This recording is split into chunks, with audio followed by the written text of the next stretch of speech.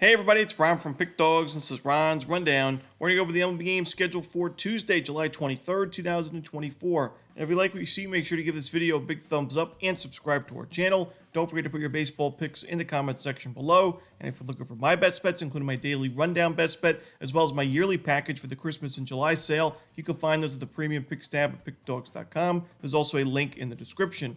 Alrighty, here we go. Here are the games for Tuesday, Major League Baseball. First up, we see the Baltimore Orioles taking on the Miami Marlins. We're going to see Albert Suarez for Baltimore, no official starter for Miami. And we do see that, unfortunately, for quite a few games on Tuesday. A lot of these teams kind of managing their rotations right now, and the Marlins are one of them. Now, Miami's bullpens actually improved quite a bit recently. In the month of July, it's been one of the better bullpens in baseball in terms of xFIP. And when you look at Albert Suarez, expected ERA right now in the 4s. For me, when I look at this series on paper, this is the matchup I'd circle as the best chance for the Marlins to grab a win in this series. And I'm going to take a shot here with the Marlins on the money line. This team has not been great offensively this year, but they played pretty competitive ball against the Mets this past weekend, into Monday for that 4-game series. And I think they can get to Suarez for a few runs, and I think the Marlins bullpen, like I said, those improvements are nice to see. I feel a little bit more confident with this pitching staff. We'll see who the official starter is, but give me the Marlins on the money line this one.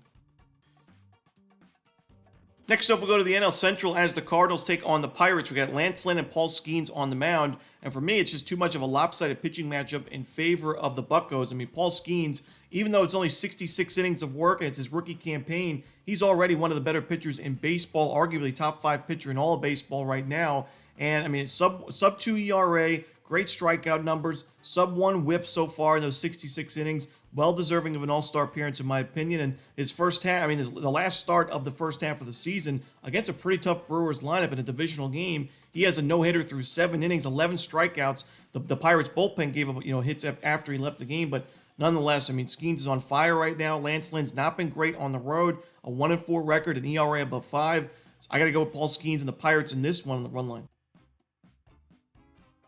Next up, we see the Detroit Tigers taking on the Cleveland Guardians. No official starter for Detroit. Xavier Curry should be going for Cleveland. I'm going to roll with the Tigers in the first 5 innings. I do think they'll have an advantage in the first 5 because Curry has struggled so far, an ERA above 5. The expected numbers really aren't much better. If anything, they're worse than his current ERA. And the Tigers have improved offensively against righties. In the month of July, they're actually well above league average in OPS and isolated power. I do think Cleveland late in this game, if it's a close game late, has the advantage with their bullpen. It's one of the better bullpens in baseball. Detroit's bullpen in the month of July, not so great. So give me the Tigers in the first 5 innings on the money line.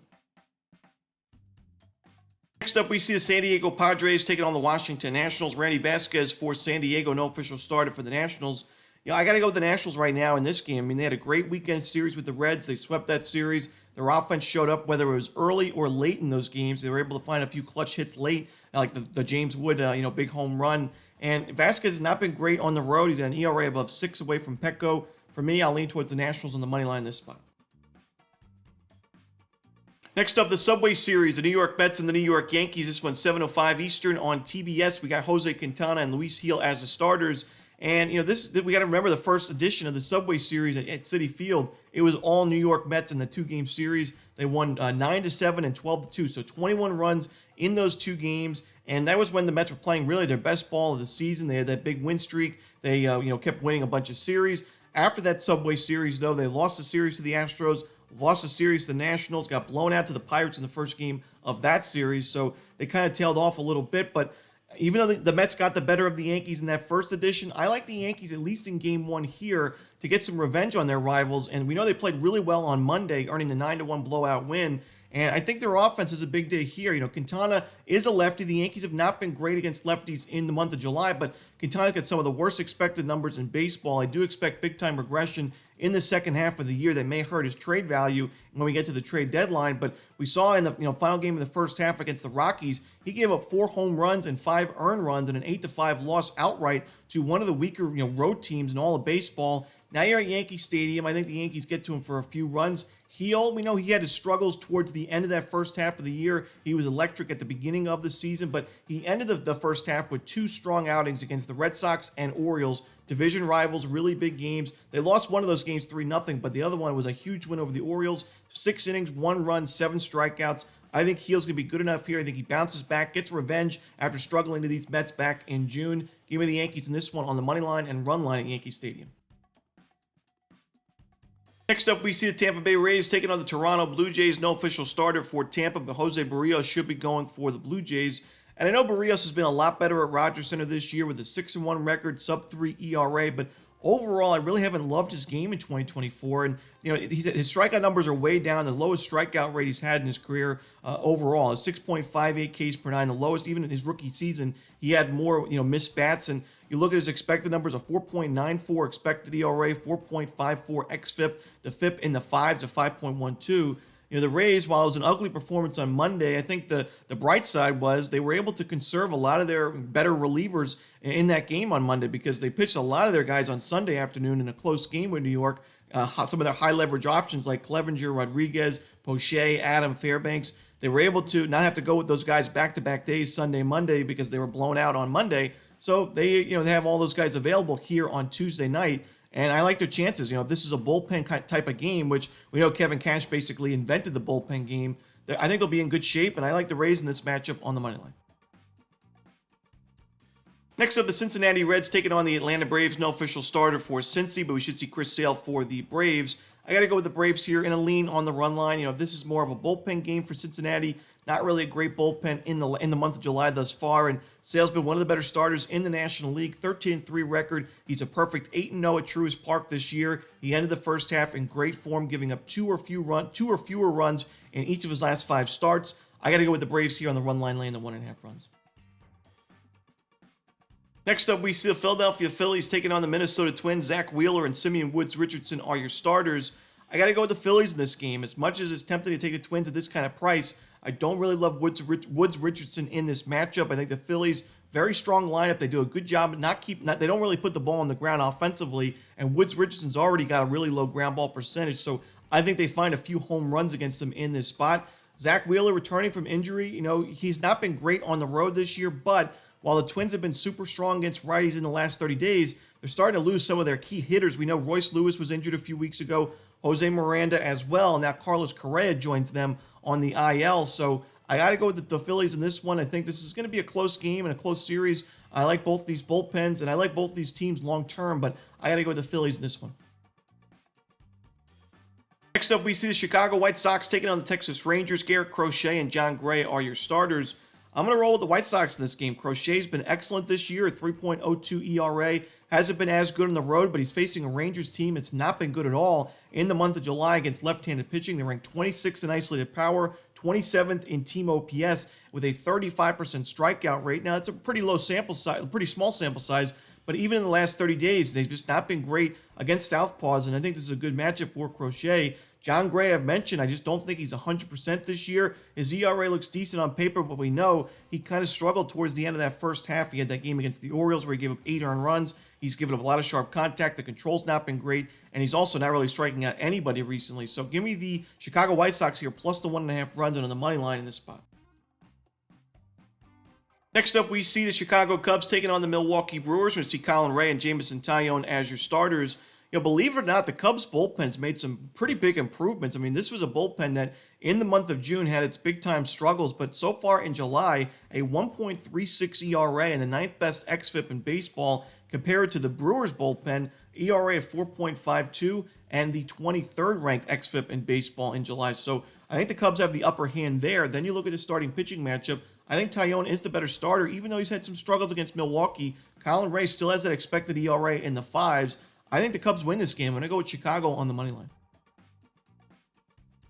Next up, we see the Arizona Diamondbacks taking on the Kansas City Royals. No official starter for Arizona, but Alec Marsh should be going for KC. And I'm going to isolate this game to the matchup for the D-backs offensively against Alec Marsh. I like their team total over. Marsh has been better at Kauffman Stadium than he's been on the road this year, but even in his last home start against the Rays back on the 4th of July, he gave up 5 earned runs and a home run, 3 walks to go with it in that 10-8 loss for Kansas City. The Royals pitching staff, just not my favorite. The rotation had a great start to the year. Some of their guys like Marsh starting to fall off a little bit, and that ERA of 4.52, and the expected numbers aren't great. The bullpen, they added a guy like Hunter Harvey, but still not my favorite bullpen. I think Arizona, a lineup that in the month of July has really improved against right-handed pitching. They're near the top of the league in OPS and ISO. I think they get to marsh early in this one and go over their team total.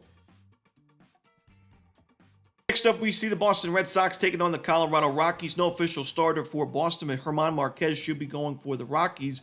Marquez, you look at that first game against the Mets, ERA at 6.75 looks really scary, but honestly, he had one bad inning in that one where his control was off, but Marquez is not really somebody that loses his control too often, and I think he bounces back. He's somebody that has a lot of Coors Field experience, and the Rockies still wanted to win that game, by the way, 8-5 the final, so he was good enough for a Rockies W. I think he's going to be good enough here. I mean, the Red Sox bullpen was really strong at the beginning of the season. So far in July, an ERA of 5.6. We know they had a miserable series against the Dodgers, and the expected numbers aren't much better, ranked 27th in XFIP. The Rockies bullpen's actually got better numbers in terms of the expected numbers in the month of July, so I'm going to roll the Rockies in this game on the money line.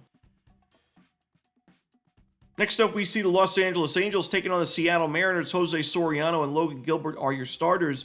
And for me, when you look at this matchup, I think the value definitely lies with the Angels. I like the under as well, but Soriano's been sharp on the road. He's now at a pitcher-friendly ballpark, and he was good enough last in the final week of the first half to grab a win against Seattle. He went 6 innings, 1 run, he had 5 strikeouts against these Mariners, who have been one of the worst lineups in baseball against right-handed pitching in the month of July in the last 30 days overall. High strikeout rate, low OPS, low isolated power. For me, in a close, low-scoring game, I'd rather have the plus money on my side. So give me the Angels and the under in this one. Next up, we see the Houston Astros and the Oakland Athletics in the AL West. Jake Bloss and Osvaldo Bido are your starters. This is a tough one for me. I think it's my least favorite game on the board. I lean towards the Athletics in the first 5 innings. I do think Houston has the advantage. If it's a close game late, I think their bullpen is a far superior bullpen in this series. But Bido, it's got a sub-3 expected ERA right now. He's pitched pretty well out of the bullpen, mostly for Oakland, and I think he's a better option slightly in this game. The Oakland A's have been more competitive recently, especially offensively, and especially at home. They're right around 500 team at home compared to well below 500 on the road. But I know Jake Bloss in his first couple of starts at the major league level, haven't really loved what I've seen from him. I'm going to lean towards Oakland in the first 5 innings at the Coliseum. Next up, we see the final game for the Tuesday cards in the NL West. The Giants and the Dodgers. Jordan Hicks and Landon Knack are your starters. I don't really love either of these starting pitching options in this game, but I trust the Dodgers lineup a lot more, and that's why I'm willing to go with the Dodgers on the money line, but also take the team total over. That might be the better play, honestly. Jordan Hicks, he's a ground ball specialist, and he's facing a Dodgers team that does a good job of limiting ground balls, one of the lowest ground ball percentages in all of baseball. He faced him earlier in the month of May. He was okay in that game. Only 2 runs given up, but it was 5 innings. It was 7 base hits as well, only 4 strikeouts. So for me, I think the Dodgers get to Hicks and the Giants bullpen. I trust the Dodgers lineup overall more than the Giants lineup in the last month, just superior numbers. So give me LA in this one on the money line and that team total over. And that's it. Those are the games for Tuesday in baseball. Hope you enjoyed this video. If you did, don't forget to hit that like button and subscribe. And don't forget to put your baseball picks in the comments section below. Again, if you're looking for my best bets, you can find those at Pickdawgz Premium. As always, this is Romanelli. Good luck.